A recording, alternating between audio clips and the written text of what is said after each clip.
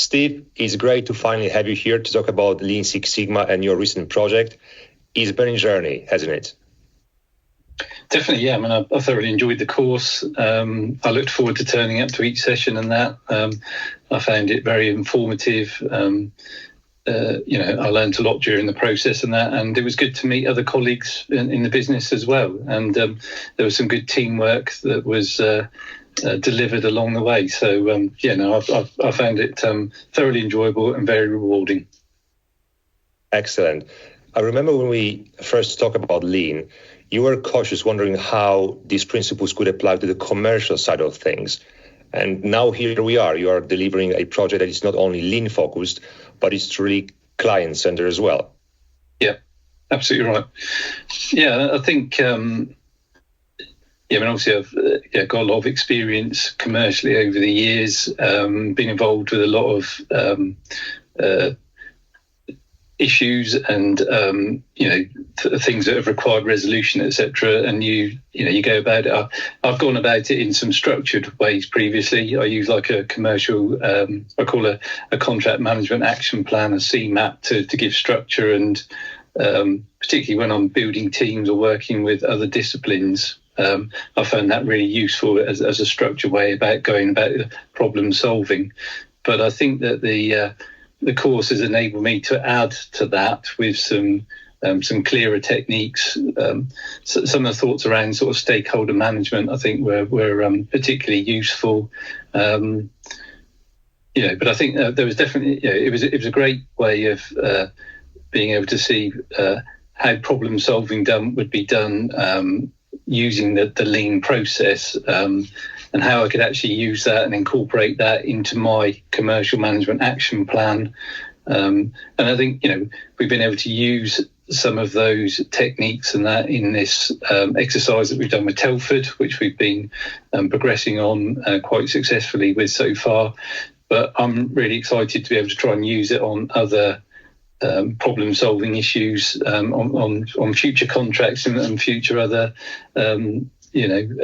contracts or particular problems that we might encounter. Mm-hmm. I also remember that you were mentioning at the beginning that the contract with the client was projecting a significant loss in 2024. Obviously, Lean emphasizes the removal of waste, adding value. How did you translate that into the client-facing project?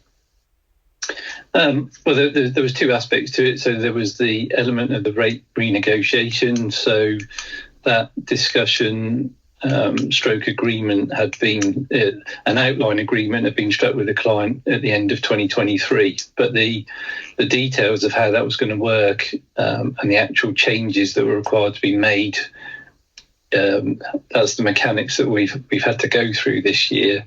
We've had to incorporate many iterations. We've had to bring in the value for money and benchmarking criteria, for example, and that's developed well along with multiple meetings with the client. So that was one aspect to it in terms of the rate renegotiations.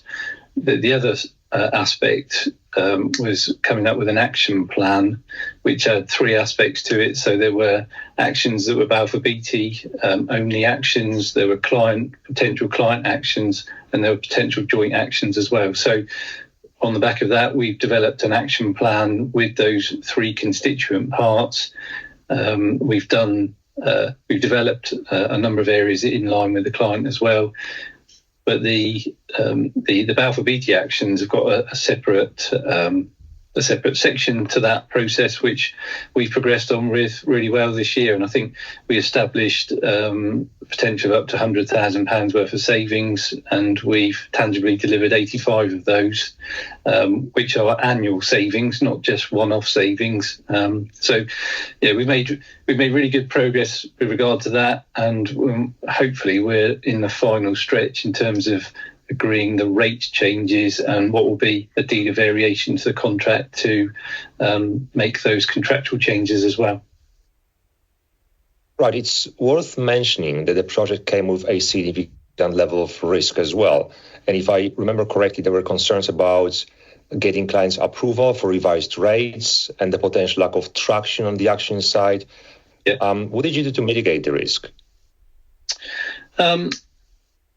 Well, we spent a lot of time with the client discussing what the sort of financial challenges were on the contract. We went then and looked at individual areas, whether that was winter maintenance, minor repairs, drainage, etc. This is particularly on the revenue, which is the what we call the routine and reactive side of the business, rather than necessarily capital works. So we looked at those individual work streams in early 2024 to understand where the P&L position was in relation to those, and where the real challenges were, why we had such significant losses that were being incurred. So we went through that with the client, and then we looked at what options we had in relation to that. So how did their budget work? Where was their focus in terms of budget? Did they have capacity in certain areas? So we focused on that to start off with, and came up with an initial plan and did a re-rating exercise focused on the back of that. The client then introduced some further criteria, particularly regarding how they could demonstrate value for money, which was a key point, a perspective in the end out when we get to this contractual agreement. So that's when we embarked on the benchmarking exercise. So with support from our bid team, we had market data, recent tendering information as well, which we took that and then benchmarked our current year rates for the contract against those, which enabled us to identify any gaps or variances. We brought that into the exercise. We then updated that so that what would the impact of that be in those particular work streams within the revenue and routine side. And the net result was that the client was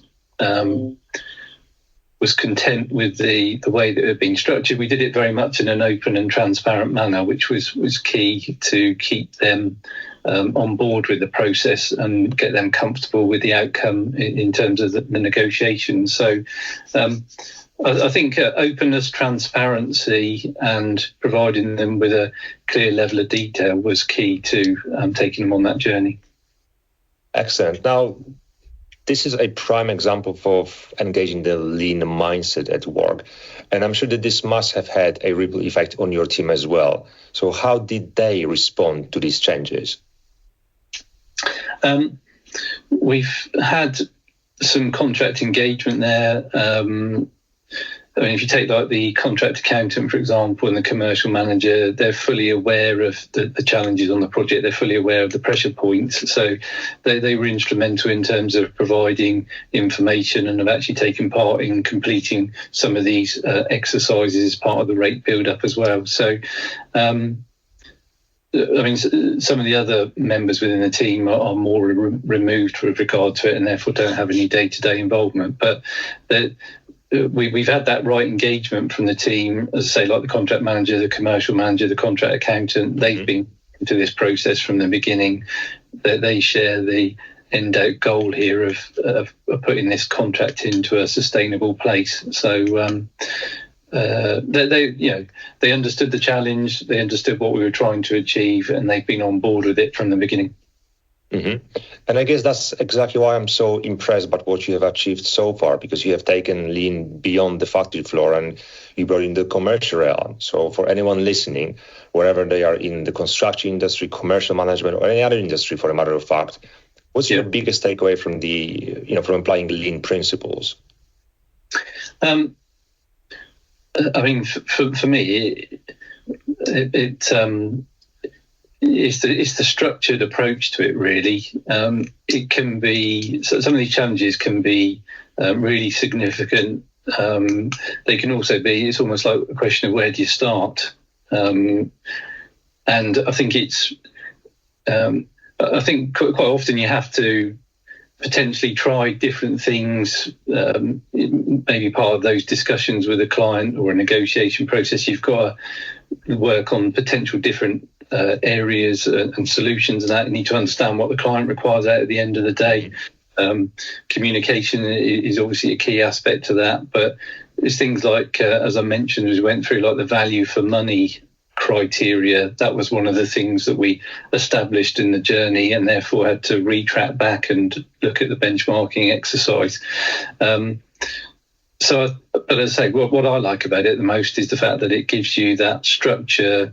It's like a template to start off with, and that it's like a checklist. It's a focus in terms of the things to consider in that problem-solving process, so that you set out your strategy, you then develop your plan that fits in underneath it, and then you've got the opportunity to look at the techniques that you might need to follow to filter it back up to hopefully find the end-out solution. It's just an excellent structured way of problem-solving. Well said, Steve. Thank you very much. And thank you for sharing this and for showing everyone that Lean Six Sigma can drive success in any area, commercial included. So I can't really wait to see what you're going to tackle next after this one. Yeah. No, agreed. It only adds further positivity to the next challenge. Thank you, Steve. Thank you very much. It's been a pleasure having you here. I wish you all the best, and hopefully our path will cross again in the future. Yeah, no, very much so. And that, if you're doing because I think you do the black belt training, don't you? And that, if there's ever the opportunity to do that, I'll be very, very interested in being involved. I'll be definitely reaching out. Thank you very much, Steve. Fantastic. Have a fantastic day, and we'll catch up soon.